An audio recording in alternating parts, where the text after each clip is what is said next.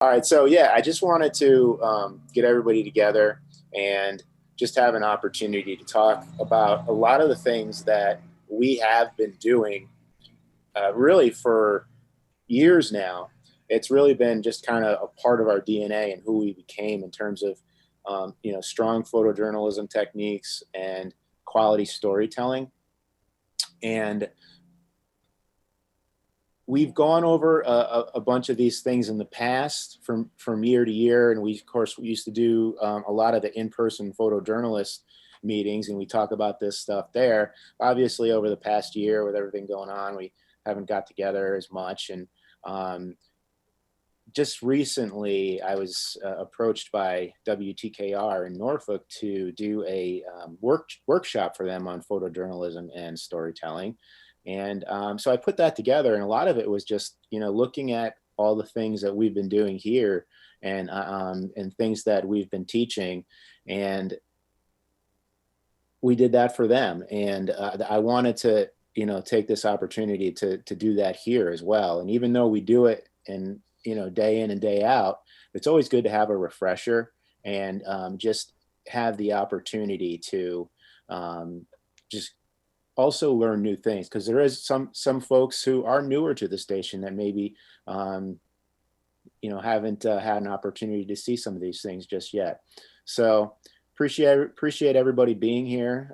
We had a great session this morning. We had probably close to 15 people on this morning, and looks like we've got about 6 or 7 here today. So let's just get it started here. I'm going to share my screen.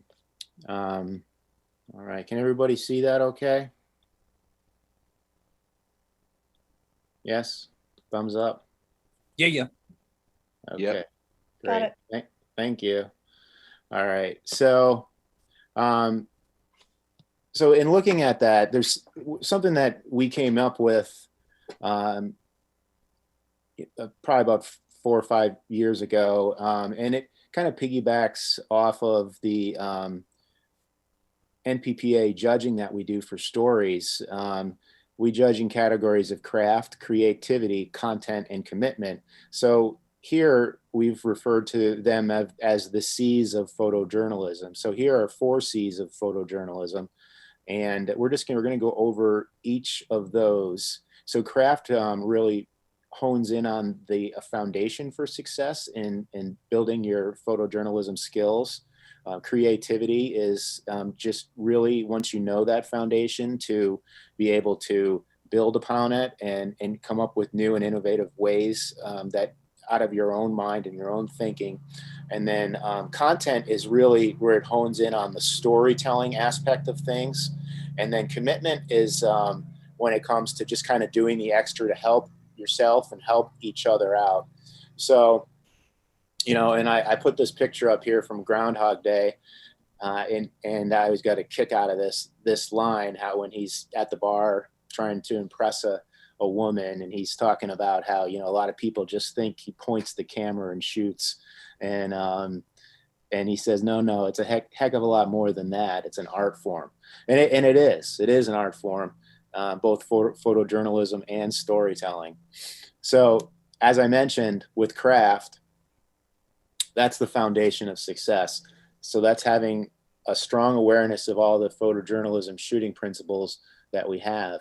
The photojournalists on the staff have received something that we call the Photojournalist Handbook. And that's basically a few pages of various guidelines and techniques to build your photojournalism skills.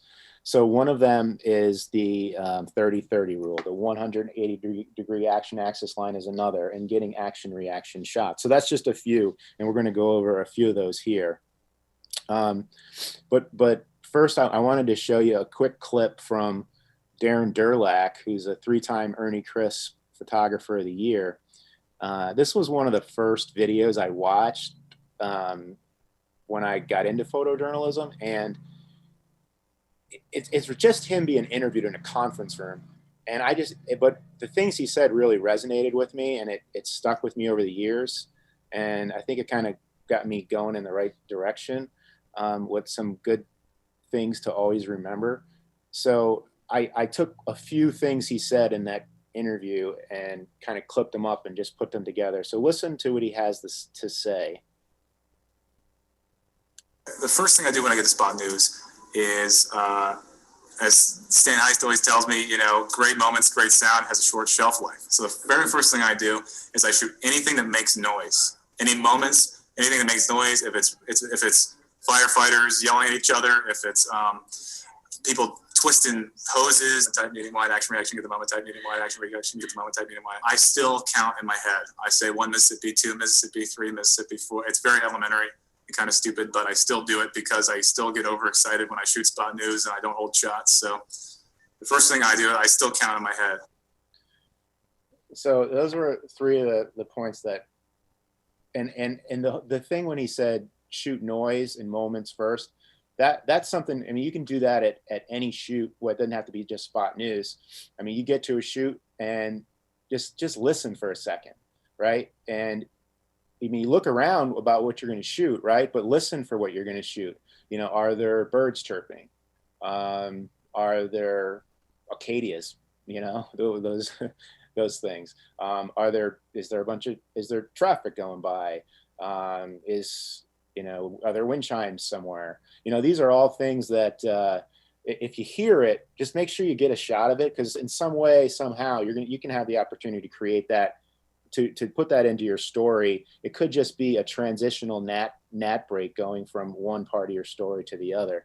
And then the other thing he said is just a checklist of things: wide, medium, tight, action, reaction, get the moment. And as he was saying it fast for a reason, it's because it's like he's got it drilled into his head, and we should too. Wide, medium, tight, action, reaction, get the moment. So that's pretty self-explanatory. The wide, medium, tight. The action, reaction is, shoot what's going on and shoot the person watching what's going on. And get the moment is just, that's the kind of the crucial part of each story, the moments. And the whole counting to 10 in your head. I still do that when I'm shooting basic B-roll shots or even trying to hold a shot in spot news. I do it fast, it's a 1 Mississippi, 2 Mississippi, 3 Mississippi, 4. You don't have to, do the 1 Mississippi, but it's just a technique to make sure you are actually holding your shots. The next thing I just wanted to touch on here is, the different shots you can get within a subject area. And the thing I like to use to think about this, that just to have a way to explain it relatively easy, is just something simple, like a person sitting at a desk, right? So if someone is sitting at a desk, then you have different shots that you can get of this person.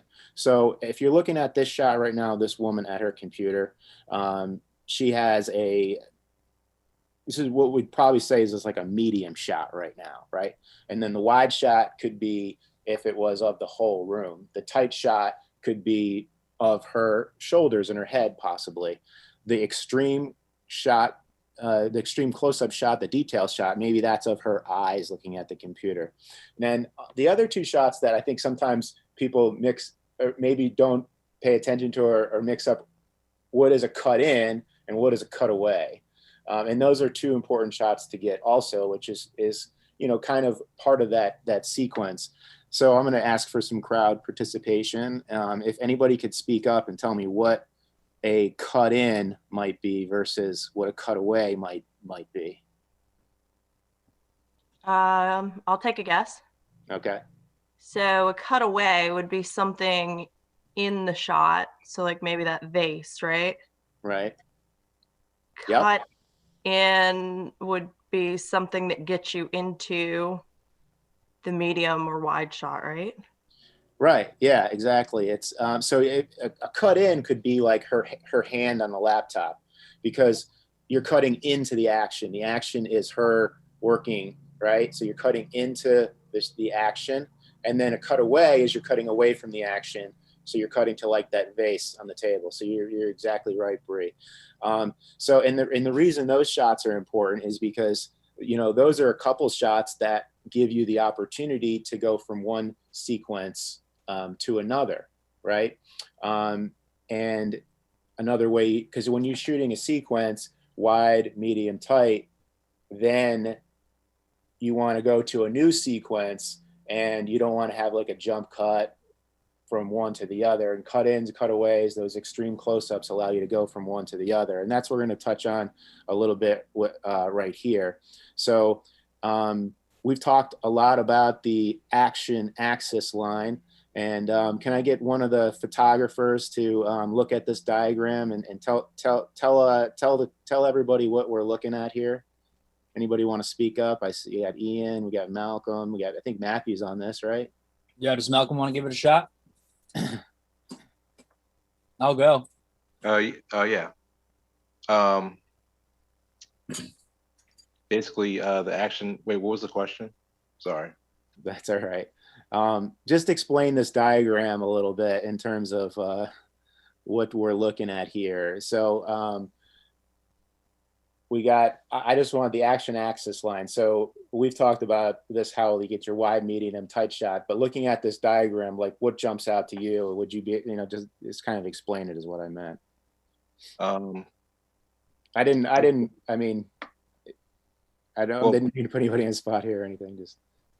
Oh. Well, it seems like the action axis line is basically kind of like the line you have to cross to get a more interesting shot. Well, you don't want to cross within the sequence. Who was there speaking there? Was that trying to say something? Was that Bree? Oh, maybe. I'm sorry. I don't know if I was muted or not. But yeah, just like, I'm not sure about, because the guy's playing. So like, I know of the axis line in terms of like an interview format, right? So like, you wouldn't get the shot of me, but so if the camera is on my left shoulder, interviewing the person, you don't want to put the camera on to get the reverse shot. You wouldn't put the camera on that person's left side. You would put it on that person's right side. Right. Yeah. So for instance, like if in that scenario, if you're shooting like a 2-camera interview, we do a lot of times, our photographers have a wide shot with their ENG camera and their DSLR, and they have 2 different angles, but they'll keep the 2 cameras on one side of the action axis line. So you have nose room pointing in the nose direction, pointing in the same direction on the screen each time. You don't want to cross your action axis and have like a wide shot. If you can see my face right now, a wide shot looking this way, and then a tight shot looking this way. You don't reverse the axis line. So you don't want to cross the line. So my question is how does that work? Like, so this guy, forgive my sports ignorance here, playing lacrosse or something. Right. How does that work? Like, you wouldn't go to the other side, the other opposite side of the field, or like? So yeah, and so basically, the way we just explain it in the interview with the nose room, the nose direction, it's the same thing with shooting a sequence. So when you shoot your wide shot, you start and then in the axis line always goes from the camera to the subject being the lacrosse player. So you get your wide shot, right? And then you're going to go in one direction. You can go the other way if you want, but in this case, it's going towards the right. You go, and so you make the decision to get your medium shot, and you move. You change your angle. You don't keep your feet planted. You move. You change your angle, and you get it from there. And then when you go to get your tight shot, you still stay on this side of the axis, and you don't cross the axis, just like you wouldn't cross the axis if you were getting that 2-camera interview shot. So you keep that one particular sequence on the same side of the line. Now, that's not to say you shoot video of that person always in that same quadrant. It's just that one particular wide, medium, tight shot would stay within that same quadrant. And then you use like the tight shot or the cut-in shot or the cutaway shot or the close-up detail shot last of that sequence, or an extreme wide shot can get you to a new sequence from a different quadrant. So that when you look at it here, so that's why within one sequence, you wouldn't use a tight shot. You wouldn't cross the line to get your tight shot within that one sequence. Does that make sense now? Or is it still confusing? Yeah, no, that does. It makes a lot of sense. I hadn't so I guess my follow-up question, sorry to have so many, wide, medium, tight, you're talking about moving.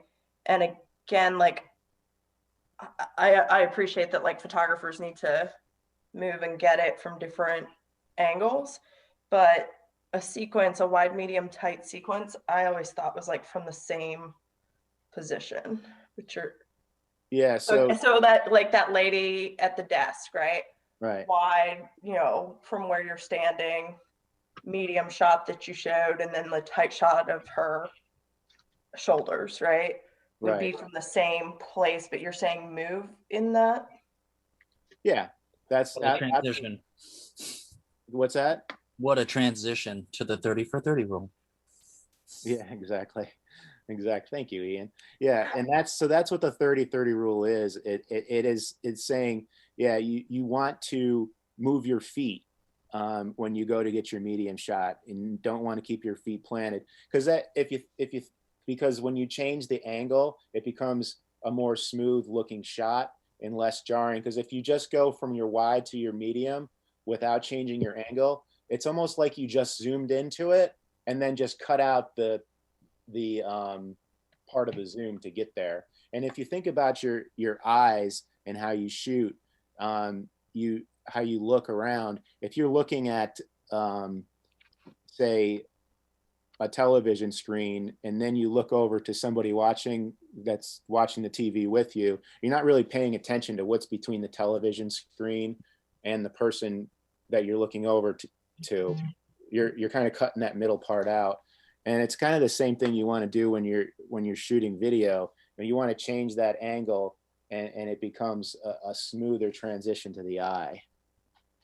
Gosh, I wish I knew that in small market. Thank you. It makes sense what you're saying about don't stand there and zoom, but Yeah. I just never, interesting. Fascinating. Yeah. Good. Well, I'm glad that was helpful.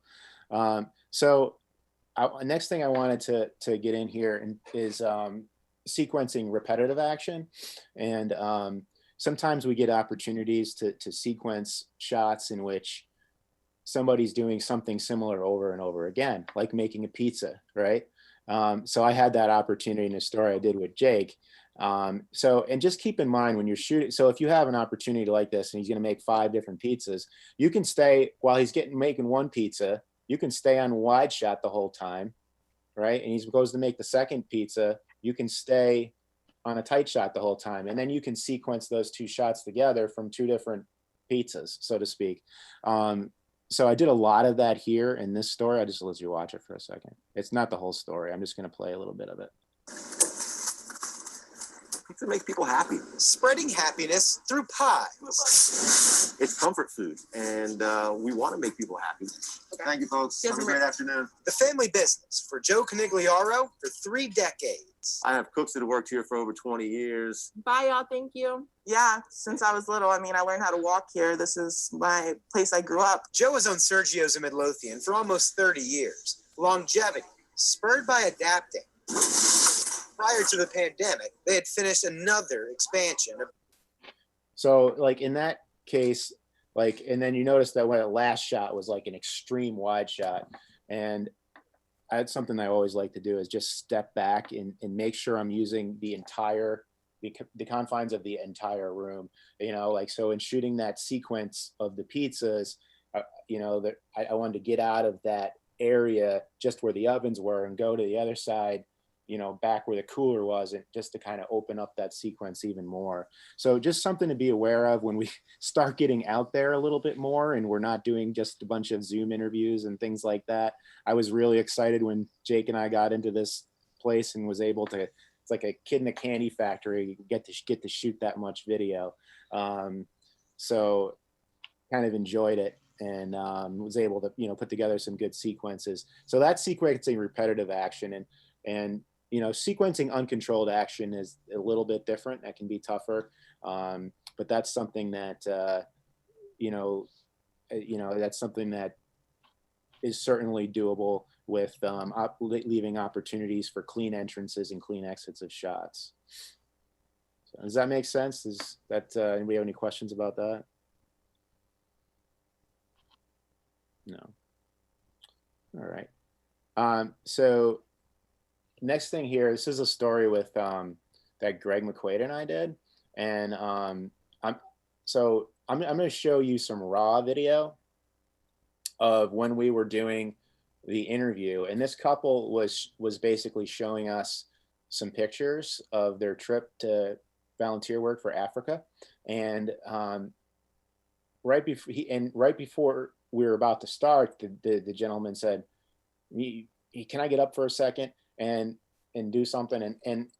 And right away, like I was, you'll realize I kind of follow him, and it turns out to be an opportunity to get video in another location, and something that we were able to use in the story to kind of open things up a little bit and get it out of just this dining room.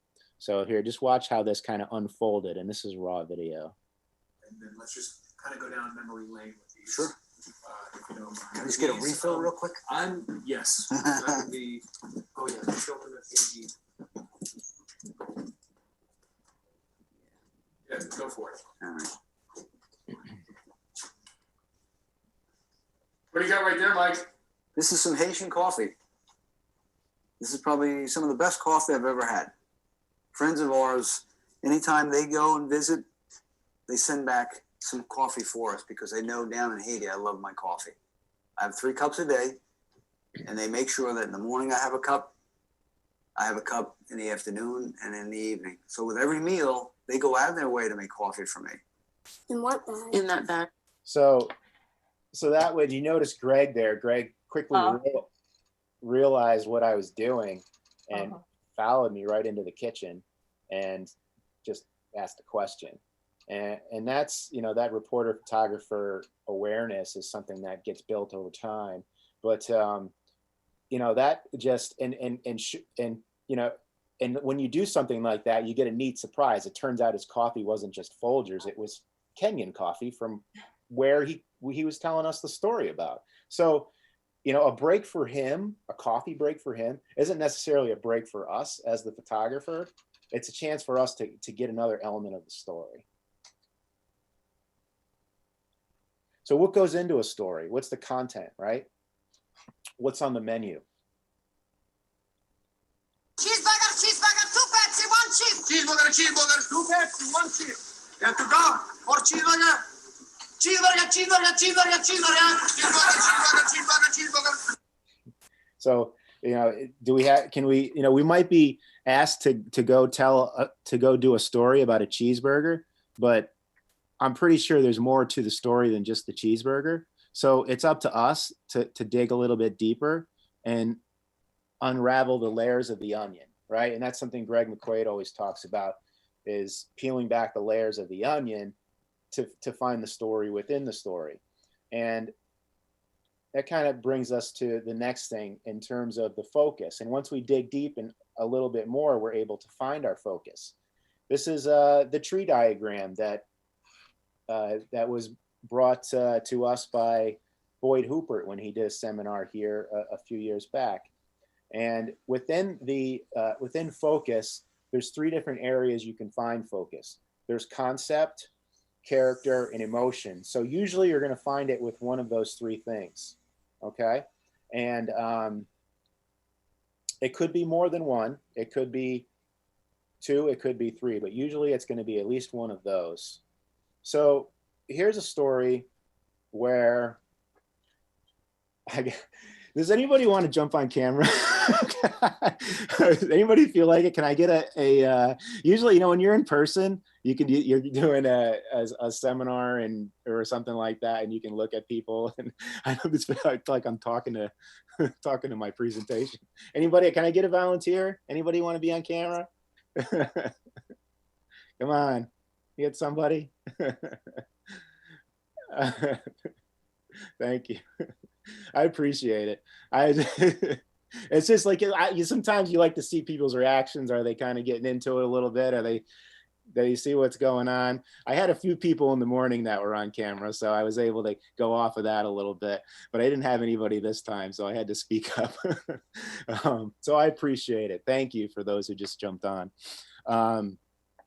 So here's a story so I was going out to do a VOSAT, and when I heard about the story, I thought to myself, wow, this could be an opportunity for like a Nat Pack or something. It seemed like it had more to it.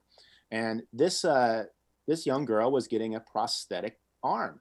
And I just, okay, well, this sounds like a great story. And when I got there, I realized, okay, there's like 5 other media outlets here. And I'm not going to be able to tell this story the way I wanted to, because I'm gonna have to jump in front of other photographers to get my shots, right? So how can I find my focus now? And when I look to find a focus for a story, a lot of times I like to give it a title. So in this case, I called it Star of the Show. Okay. So the title for this became Star of the Show. And I came to that because I realized that the focus for this could be a character. And the concept could be that she was just blown away by the fact that all this media was here to be for her. Like she was the star of the show. So this is the story that what I did actually was I came back to the station and wrote it, and then Melissa Hippolyte tracked it. The bright lights and attention doesn't seem to bother Lydia. No. Even though she says she's I'm nervous. the outgoing 7-year-old from Henrico was all smiles Friday, with her mom, dad, and brother surrounding her. They're gonna do it for me? She was given a gift by students from ECPI University. Pretty excited for her that she'll be able to, have a second hand, that she can reach things and do things that she hasn't been able to before. Lydia was born without a left hand and forearm. Nothing holds her back. She's not scared to try anything. But she's found ways to adapt. There's nothing that she can't do already. Turkey hunting.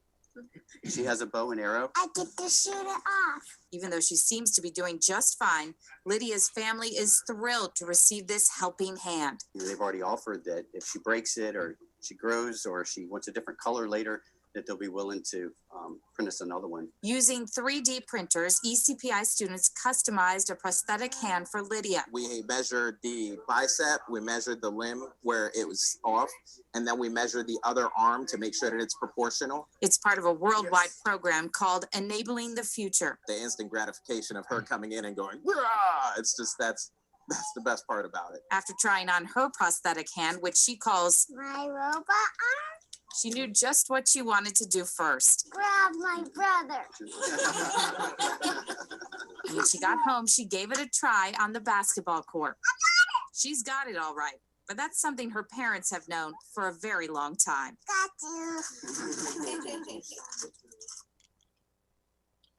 So, yeah, I think at first I felt really inhibited by the fact that I wasn't going to be able to have kind of like an exclusive interview with her and, kind of get in on the action a little bit more and get a big variety of shots and this and that. But then I quickly realized I'm just going to step behind the cameras and kind of just tell it through that concept and that focus and the fact that, wow, she's just amazed by everybody's here for her.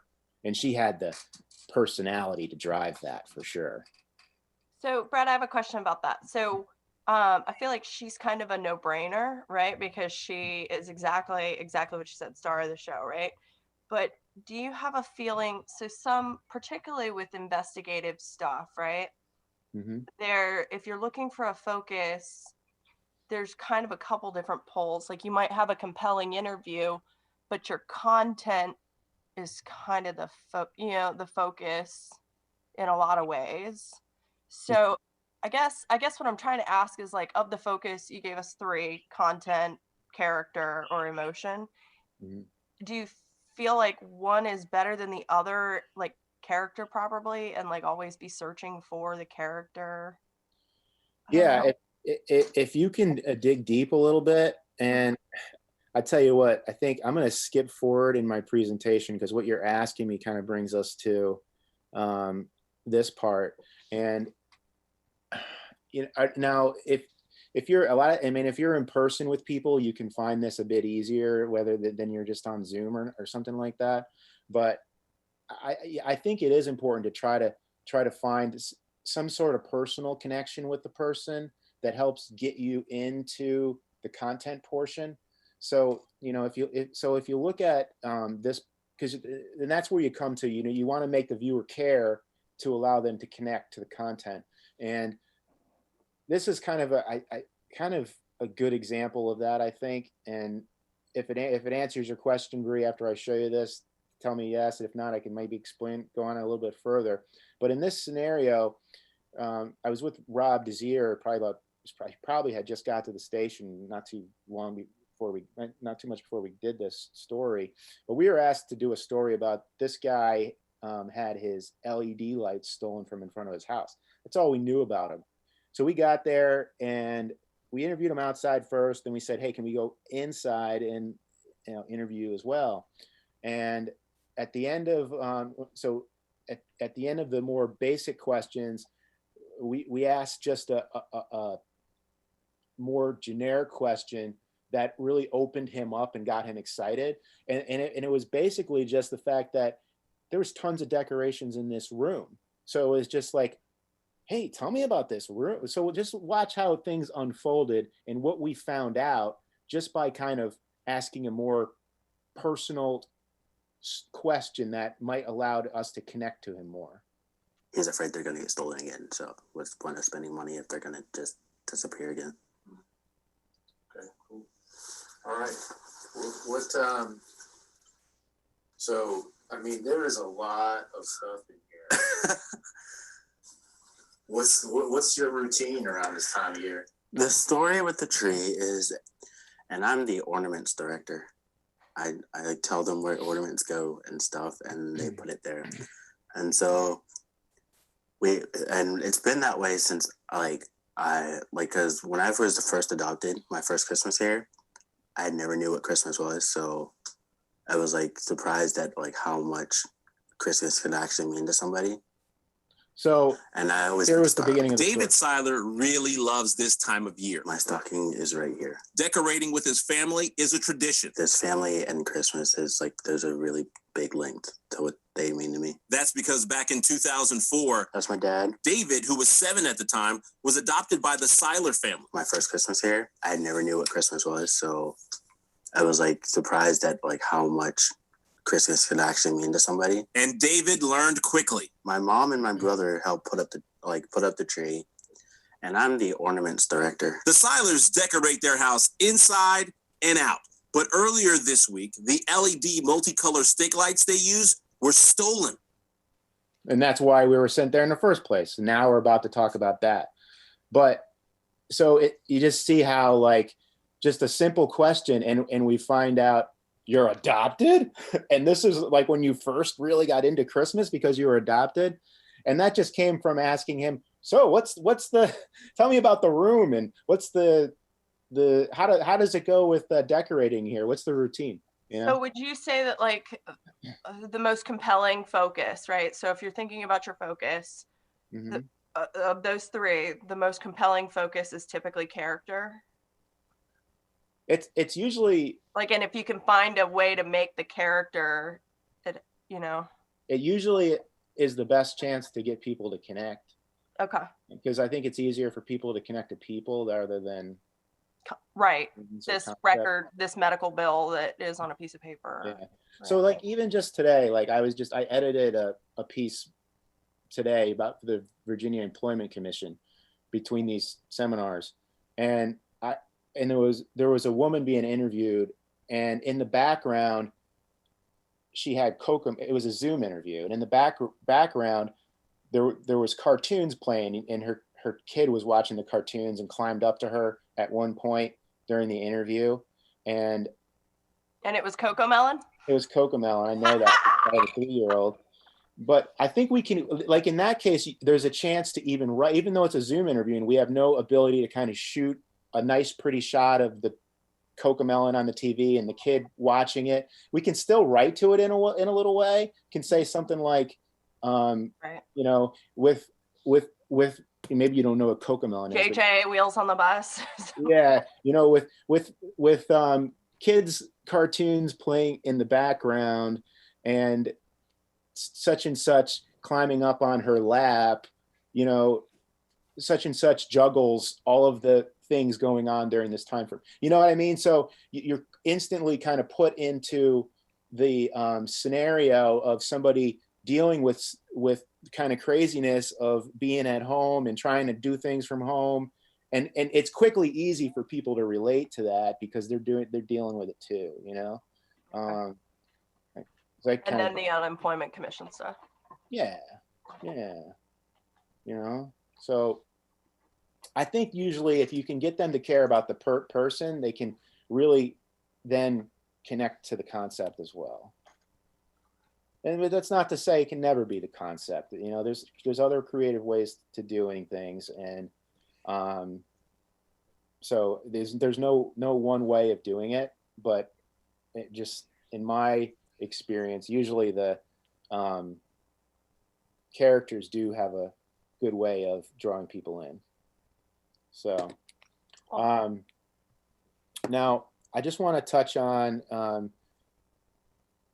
a little bit about spot news, and so Ian, Malcolm, have you guys ever been asked to go check this out? Check what out? Can you, does a desk ever say, hey, can you go check this out? Oh yeah, all the time. Right. It's their favorite thing to do. Right. So if it's spot news, I get kind of amped up when I hear, can you check this out? Because I think there could be a good chance that, I mean, it doesn't happen all the time, but there could be a good chance there could be a story to tell. And the way I usually tell that is I do a character check when I get there. So I look around and are there people who are kind of watching what's going on and really into it? And I mean, not into it, but they're focused on what's happening. And if they are, then that means the viewer might be interested too. And then a lot of times these people are talking to each other, so you can kind of, you know, ask them to just wear a mic and get some of the conversations that they have. So that happened here in this story, Sad Day for Our Neighborhood. And the focus on this, I found quickly, it's the impact on the neighborhood. So Bree, here's more of a concept, right? But it still kind of comes back to the characters a little bit, because I told, you know, the impact of the neighborhood was told through the perspective of onlookers, right? So this was something I went out to, can you go check that out? And then Cameron came and met me there, and we wrote it together, and this is what we came up with. It's just too much. Tuesday's crash in this East Highland Park neighborhood. Man, this is not good. Left residents shaking their heads. It's just a sad day. Sad day for our neighborhood. As three cars collided at the intersection of Byron Street and Austin Avenue. Oh, no. He said, yeah, I think it's a couple fatalities. Leaving 2 people dead and 3 others injured. Anita Johnson. You can't get in either because of the accident. Oh, boy. Heard it happen. It sounded like somebody running through a house. It was a big boom. And while some processed what happened today, The lady hit me there in 2016. They need speed bump. They need something. others like Georgie Washington and Arthur Garthright were talking about the past. The two say they've been raising concerns about this stretch of road and intersection with the county for years. Speed. Speed is the biggest thing. It's sad that it came to this. Of course, you can't actually prevent people from speeding, but you can do a little bit more to make it a safer intersection. Yeah. Garthright says he hopes the county will take another look and that something like this won't happen again. You can fix the gate now, but the horse is already going out the gate.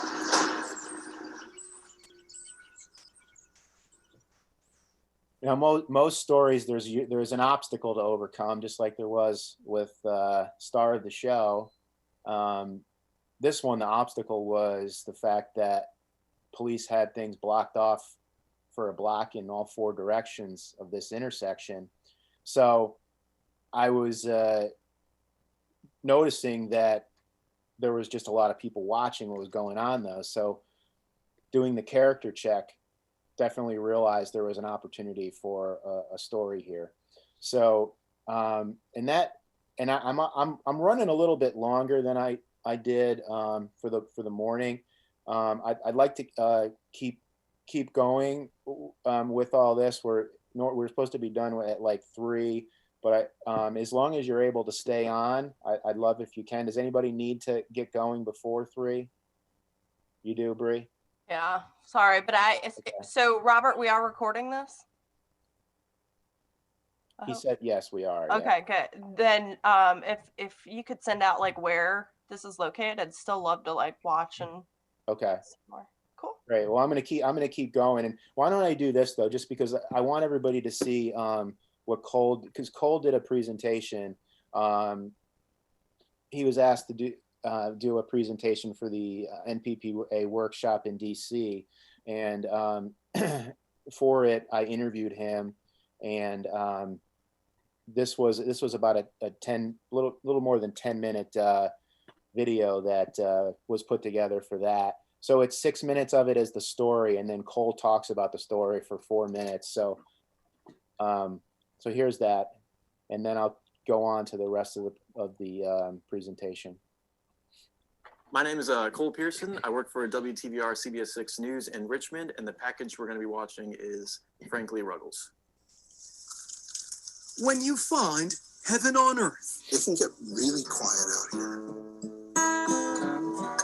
There may be no reason to leave. There's nothing like this.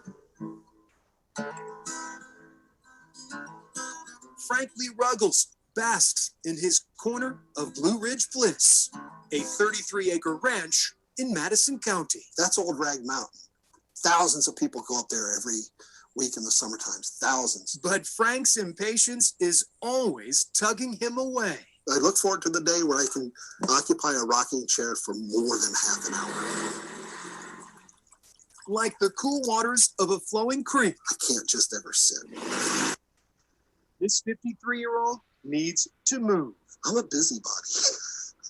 I'm a busybody. Frank isn't keen watching the world go by.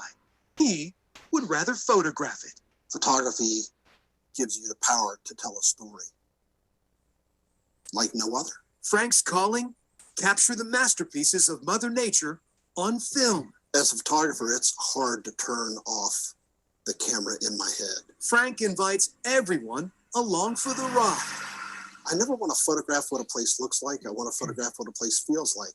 Frank returns to America's natural wonders year after year. You know, photography is not only my bread and butter, but it's my purpose in life. His specialty, national parks. One of the greatest feelings in the world is walking into a new park for the first time. His months-long photo safaris stretch from Maine to Montana and Yosemite to Yellowstone. You know that Johnny Cash song by Hank Snow, I've been everywhere, but Johnny Cash ain't got nothing on me. Frank goes to great lengths and heights to capture an image. Yes, all 50 U.S. states. Being in outdoors, just in general, is my baseline. His limited prints sell for thousands of dollars. Quite a sum considering Frank doesn't have a degree in photography. I have no training as a photographer. I'm completely self-taught. This is Zabriskie Point in Death Valley. Chasing Light is a collection of some of his favorites. A lot of people might think it's a coffee table book. To me, this is my love letter to America. Becoming a photographer literally happened by accident. In a past life, this soldier jumped out of airplanes. But a parachute mishap in the 1980s cut his career short. Frank's life spiraled downward even further. I found myself, embarrassingly, as a disabled veteran with no civilian skills. I was homeless for 7 months. I slept on a park bench for 7 months. The Ohio native had just the clothes on his back until he picked up a camera. It was magic. It was the first time I ever felt the same magic that I felt when I was jumping out of airplanes. Instead of a machine gun, Frank started shooting pictures. and lots of them. It's my happy place. Life for this grounded paratrooper started looking up. And when I'm not there, I'm thinking about being there. Frank's second career came into focus when he accepted a job as a National Park Service photographer in 2007. I went everywhere and I saw everything. Now, independent Frank isn't just taking pictures for beauty's sake. He is using his eye to send a warning. Our parks are in danger, and it's not just from climate change, and it's not just from vandalism, it's from encroachment. Turning back the hands of time. Frank is carrying the torch like so many nature photographers who have come before him. They blazed a trail, and then they invited people to follow them. For 3 years, Frank has been tracking the footsteps of famed photographer and conservationist Ansel Adams. The entire process is a treasure hunt. In 1941, Adams photographed places like Grand Teton and the Grand Canyon. Although Adams wrote down what park he was in, he didn't say where in the park he was. Frank has been searching for the exact locations. Found about 60 out of the 150 so far. It is called the 79-Year Project. Then people can look at these two images and they can see what has changed over one lifetime. And that's the gist of the 79 Years Project. Frank shudders to think what the future holds for our national parks. But also Glacier is the park I think that is the most endangered. When Adams shot it in 1941, we had over 100 active glaciers, and now we're down to 19. Conservation drives this modern-day photographer who chooses old-school technology. There's no digital camera in the world that can touch that resolution. This is 4,000 megapixels. Frank hopes his images help others develop a love of nature. If I were a singer, I would sing about the national parks. If I was a poet, I would write poetry about the national parks. I'm a photographer. This soldier turned photographer's love of country still runs deep. This is an extension of my service. I'm still serving. I took an oath. It didn't have an expiration date. I'm still serving. I'm just doing it a little different. Frank Lee Ruggles, a colorful artist in perpetual motion. I could probably do this for another 40 years. Preserving our national treasures in black and white. So I know I'm not going to ever save the national parks by myself. I'm one guy. But I'm going to do everything I can do to try to move the needle a little bit. I'm going to do everything I can to try to make a difference. I worked with reporter Greg McQuaid, who does many of the Heroes Among Us and I Have a Story features. And so some of the challenges that I had were honestly nerves going into this. We did the story on a pretty well-renowned photographer. So it's that, oh gosh, I got to do this justice and, really, knock it out of the park. Shooting wise, capturing natural sound. I mainly shoot with a Sony A7 Mark III, which is a mirrorless camera with a shotgun mic. But when you're outside, you might get a whole bunch of different sounds. It's balancing shooting the B-roll with the mirrorless and capturing the audio with lavalier mics from the ENG camera. I'm a big fan of the DSLR mirrorless look. I find it to be very modern, and I learned how to use a camera off of YouTube. So I watched a lot of YouTubers using those kind of cameras. And I love like the depth of field it gets. I'm big on depth of field and the style of shooting. It's more documentary style-esque, but I like to use it in tandem with the ENG camera. I have the MPPA culture of style shooting as kind of my baseline. And then I like to blend that in with the more mirrorless style look. We have an automated slider that we bought about a year ago or so. You can set it and it'll go back and forth on the track and you can just leave it alone. All right, so I used it for the interview as well as to showcase the photographer's work, his photographs that were hanging up, and just to get that nice smooth motion, almost documentary style-esque cinematic. Most of the B-roll is shot with my mirrorless camera. The ENG was used mainly for the interview and, capturing like the sounds, like I said, like dangling the lob in the creek to get the crisper sound. I shot the cuckoo clock with the mirrorless, but I gathered the sound with the lavalier mic from the ENG and synced it up. But for the interviews, I find that ENG cameras have a harder time getting depth of field and the bokeh effect on the wider shots. So I usually reserve that for the tighter, get right up on the face. So the focal length is drastic enough to where it's not jarring. It's more smooth. And I use my mirrorless for the wider shot. So I have a 24 to 75 millimeter lens. So most of the time I go to the 75 and back up further enough to where I can still get nice depth in the background. And so I find that, having two cameras for interviews not only helps with cuts during sound bites, but helps with the flow of the package, and flow all depends on focal length. This is Curdy Akers. So we got my ENG camera, which is getting the tighter shot of his face and still getting, if we have something in the background that I'd like to keep the same. In this case, it's the lamp. I have it angled so where I can see a bit of the lamp, blurred out in the background on this one. And this is at 75 millimeter and is wide enough to where I can still get some depth in the background as well. So how I like to frame these wider DSLR shots are a lot of headroom and wider. And then for the ENG camera, not a lot of headroom, like literally cut almost at the hairline and give them a little bit more space underneath the chin. Always find ways to get depth. Our subjects are always confused as to why they're sitting in the middle of a hallway instead of on a couch. So you can kind of picture the edit in your mind right now because you're looking at it and you're both the viewfinders. Yeah. So if Curdy was saying something, that would be where I would cut in or something, or cut out. But most of the time it's cut in, and then you'd open back up with a B-roll shot that follows afterwards to keep that focal, that the whole changing up the wide, tight flow of the package. In a past life, this soldier jumped out of airplanes. I had no idea he was homeless, had no idea that he was a military vet until you actually talk to him. And he starts telling us these things, and then that's when you start putting the story structure together, and thinking wow, this man has quite a story to tell. And, it's all about, keeping it structured and not necessarily putting your best stuff up front, but building up to it and having a well-rounded story.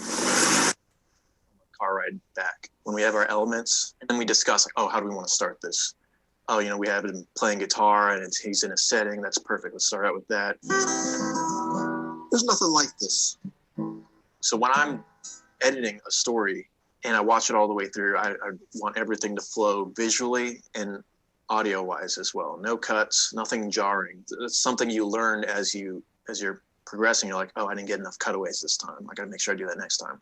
Oh, I didn't get enough wide shots at this shoot. I'm going to make sure I do that next time. Learning the fundamentals first, so you can do that. No jump cuts, no axis breaks, but it's this blend of interview, B-roll, and cutaways that together in this, that you just want it to flow smoothly. But I'm going to do everything I can do to try to move the needle a little bit. And next thing you know, it's a 5-minute story. Feels like, I don't know, 2. All right, Cole. Yay, Cole.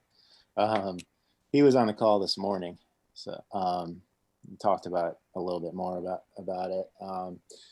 So yeah, he did a great job with that, and I'm sure the people at the seminar for the online one in DC really enjoyed it. So, so there's a little bit more to get to.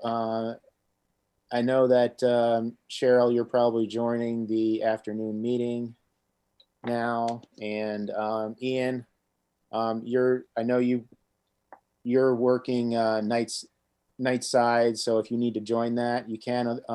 If you would like to stay here and listen to a little bit more, there's probably like another 20 minutes.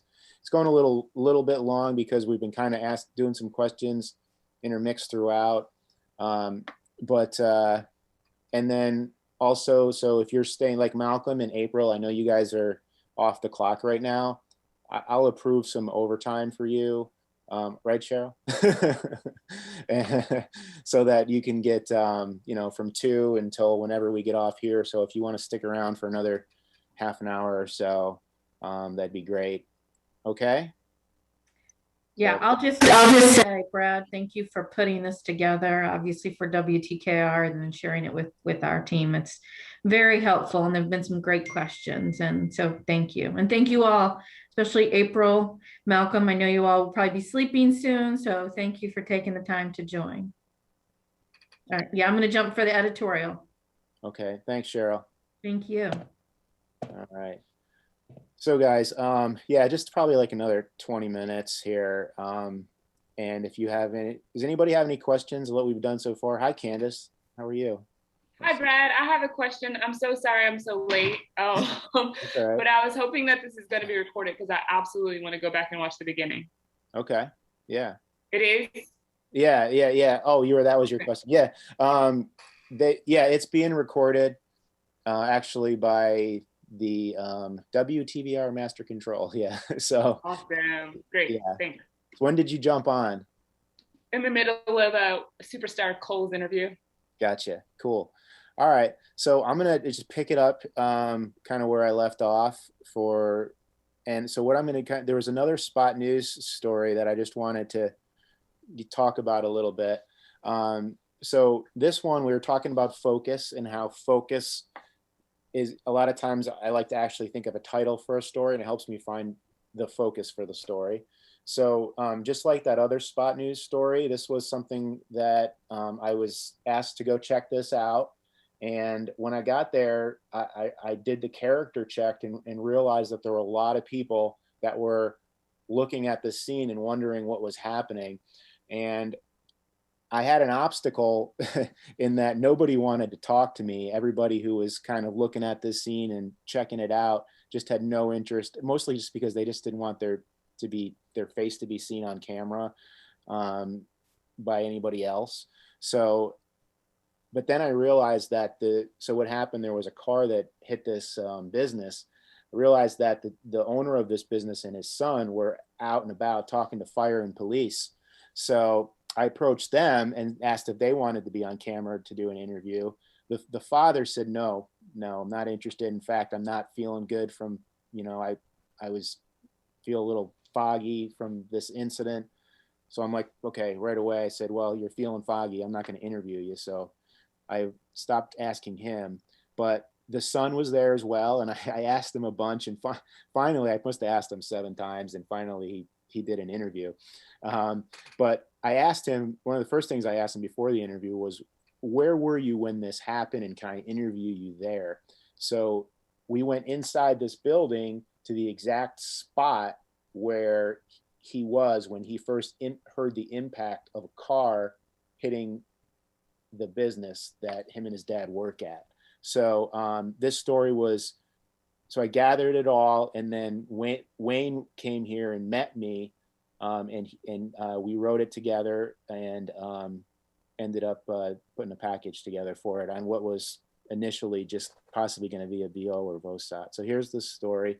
And the focus was basically that it was the shock that was felt. So it was kind of like an emotion this time was the type of focus, whether it's, so focus is one of 3 things, usually a concept, a character, or an emotion. In this case, it was largely an emotion.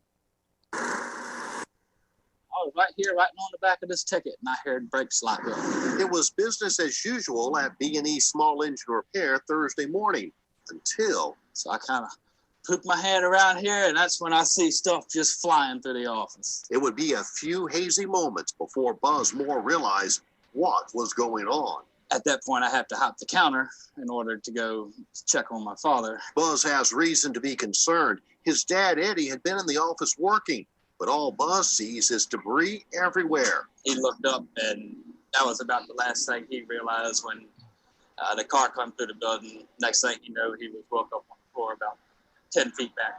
For a brief moment, Buzz thinks the worst. That was a pretty tough moment for me. I kind of had my heart stop there for a second when I saw him laying there, had his eyes closed. Police say an argument was happening between the driver and a backseat passenger, causing the car to careen into the building. There were two people here with the vehicle when our units arrived. Because the driver and passenger jumped out and ran away, leaving a passenger and an infant behind. Luckily for them, Just had the adult and the child that were injured. They were treated, released, and they're on the way home. while Eddie is recovering as well. He's a little groggy, but I mean, understandably, when you get thrown across a room like that, I'd probably be groggy too. The building, not so lucky. We're able to remove the vehicle from the building without causing further damage to the vehicle or the building. The damage here, tough on a small business trying to survive. We're struggling to get paychecks this time of year to begin with, so if you're going to add $1,000 deductible, that's going to hurt us right now.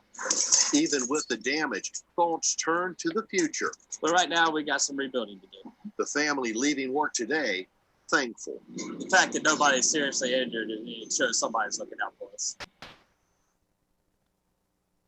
So, so again, the focus on this was largely in emotion, and this was kind of a tight time constraint. So when we realized that Wayne was going to meet me here to put this package together, I think he probably got there maybe about an hour and a half before we was about to air. So what I did was I basically laid out all the sound and gnats in almost like a gnat pack form, where I was telling the story as best I could just with the sound and gnats, and then I just played it for Wayne when he got there and said, okay, here's what I laid out. And he basically wrote it by filling in the gaps, essentially, to help lead one track to the other once he kind of had all the important information as well. And he did that just by listening to the raw of the chief interview. So, it ended up being nice teamwork, and Wayne did a great job with it, with, only getting there about an hour and a half before it actually aired. So, does anybody have any questions about that? We've been kind of just asking questions as we go here. So feel free to just speak up or anything as we're going. Otherwise, I'll just keep moving forward. I have a question. Oh, good. Sorry. Okay. Go ahead. So I often run into the same problem where I'm at like a spot news scene and nobody wants to talk to me. So you ask them like 7 times? Not always. I think it's just more a feel for the person, and if they are kind of on the fence or not. Yeah. And I mean, I did sales for about 7 years before I started this career. So I think one thing that sales taught me was kind of having a good read on people. And so in this case, I felt like he didn't have a really good reason not to. Like he wasn't really telling me why he didn't want to. So it seemed like maybe he would. Now, and he was also being friendly. Like he was just having regular conversation with me the whole time. And I would kind of just throw in there, so what do you think? You think you want to do the interview? And then we just chat some more and ask him again. I don't want to. And then what happened was his dad was there as well while I was just kind of chatting with him. And I think I asked him one more time, and his dad said, "Oh, will you just do the interview for crying out loud?"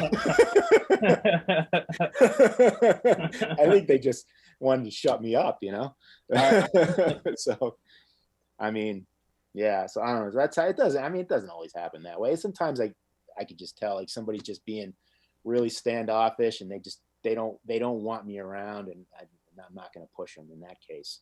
So you really just got to read the person. And if they're being friendly and just chatting with you, but then they just kind of are still saying no, there might still be an opportunity for them to say yes. And I don't always push it to that extent, but I think in this case, I just really felt like there was a really good story to tell, and I was just kind of feeling motivated to tell it. And he seemed friendly enough that I could ask a few more times, and it worked out. So. Okay. Yeah. Well, Malcolm, did you have a question as well?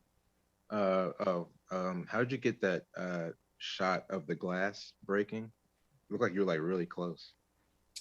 I wasn't that close. That was I was zoomed into that, and I'm pretty sure that was just off my shotgun mic. Shotgun mic can pick up some pretty good sound if it's pointing in the direction where the sound is. So yeah, yeah, I wasn't. And then when they were, I don't know if you noticed the wood, they were cutting that wood. And I thought that was a good opportunity for some gnats. Again, from the presentation earlier, if it makes noise, shoot it, right? And so once they started, and I asked another firefighter what they were doing, and he's like, "Oh, we're creating a," and you saw it in the end, they were creating a, basically like a, something to hold the building up. So I just shot the video of that, which was some more good gnats, and a good opportunity to sequence and get some depth of field and the B-roll. Any other questions on that? So next thing I just wanted to touch on a little bit is, and we're talking about sound and ways of getting good sound. So again, if it makes sound, find a way to shoot it and use that sound in the story. So here's Boyd Hooper. We talked about him a little bit in terms of focus and the tree diagram that he came up with. So this was him talking about creative ways to get sound. Matt just sent me a note asking me to post this week's tip of the week. And since we're already here at the ice arena, watch and listen.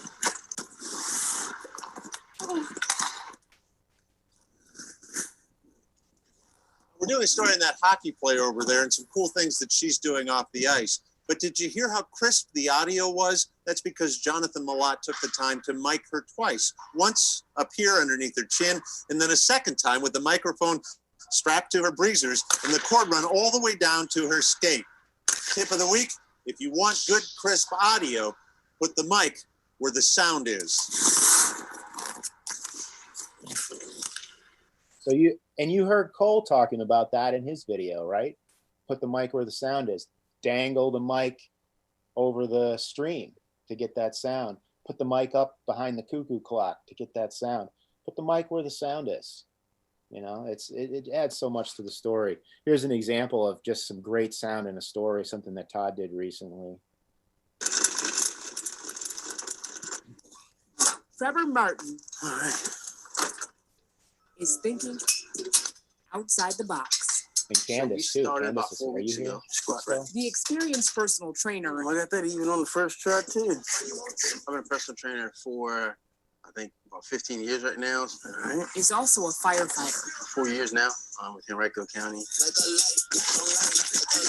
seconds. He's used to helping people. Yeah. Now he's taking his love for fitness and helping others on the road. We knew that with it being a pandemic right now, that this could do really well. And go! Trevor and his business partner, Jason Elkin, usually train clients inside Elkin Sports. Yes. We were shut down for about 3.5 months.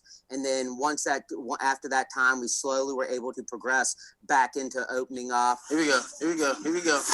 As the world slowly returns to pre-COVID activities, the two of them have added more peace of mind to their workouts. This is an opportunity that, God forbid this happens again, then we're kind of set up to help people stay on track. This is RVA Strength.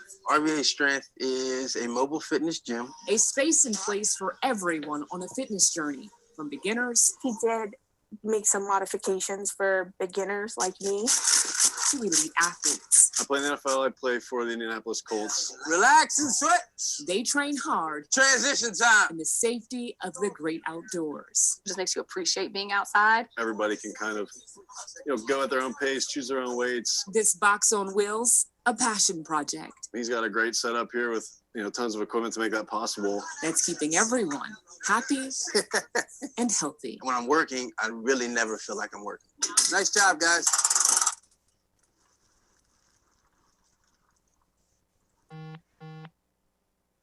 So I don't know if you know, so again, we talk about if it makes noise, shoot it. So they had music playing, so that there was a gnat pop of the music. And at that point, Todd showed the boom box that they had on the ground. So it's also important to, if you're using that gnat, to at least show some sort of a source of where it might be coming from in terms of the video. I put together here just a string of some good natural moments caught with the live. And that's why it's so important to, when you have your live on people, just to kind of sit back and let them be them a little bit. Don't always feel like you need to pepper questions at them, because if you just let them be them, the other times you get the best moments. Father God, On this Good Friday, in the name of Jesus, We ask, Lord, see you after school, okay? Here you go, girl. throw it in there. This is a pretty good picture, mustn't it? Yes, sir. Oh man. And I want to cry, or I want to take my anger out on somebody. It's not the way you go, okay? It'll get you in trouble. There's better ways to do it. Good to see you. It's nice seeing you too. Hollywood in the building. Hollywood, what up?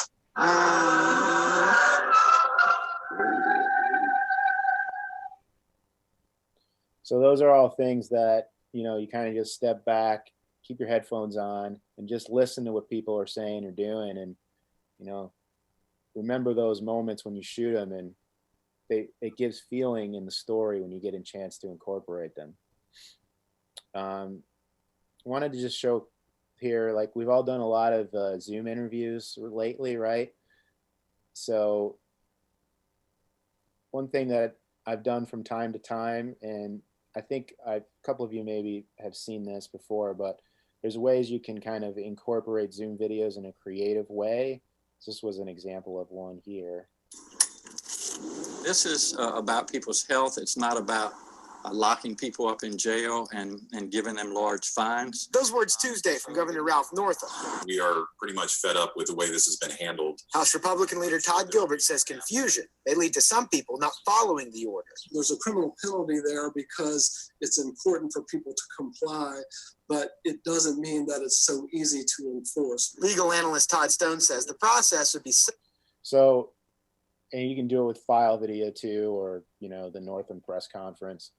Just it's a way to kind of have you, if you had to do your interviews on Zoom and not at the location you were doing the shoot, it's a way of having them still be at the location. And what I did there was just shoot a blank screen of the laptop and then superimpose the Zoom video in post and editing. So that's generally how that works. Do you guys have any questions about how you might do something like that? You might have used it a little bit here and there, right? Maybe you did, Ian. Yeah. Cool.